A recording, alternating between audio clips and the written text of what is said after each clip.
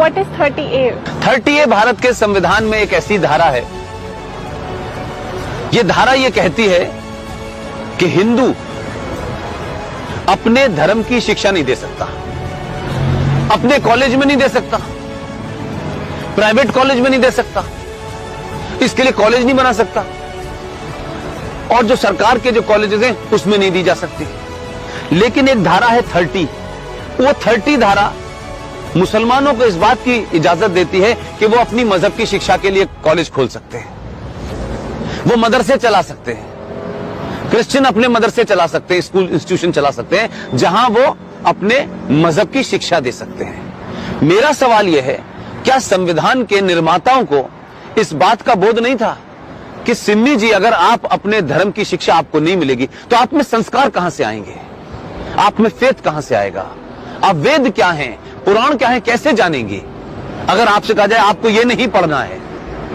और भारत में एक ऐसी सिविलाइजेशन जिसके 5000 साल का जो रिटन डॉक्यूमेंटेशन है, उसमें भारत का कोई भी आप दौर देख लें, कभी भारत की सनातन संस्कृति के मानने वालों ने दुनिया के किसी देश पे हमला नहीं किया।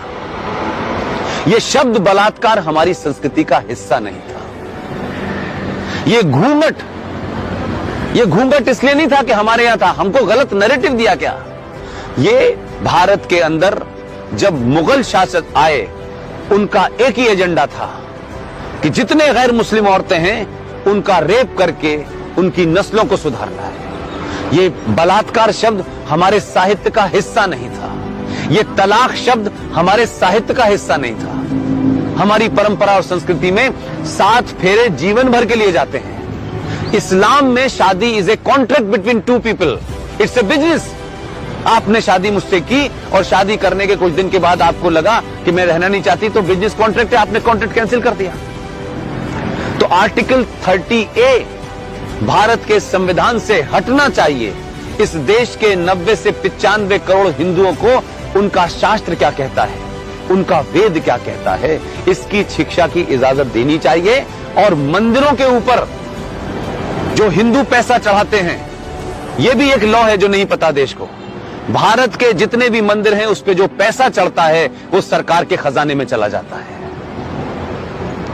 और भारत के मजारों के ऊपर जो पैसा चढ़ता है, जो गुरुद्वारों में पैसा चढ़ता है, वो सारा का सारा पैसा उस धर्म के मानने वालों के पास चला जाता है।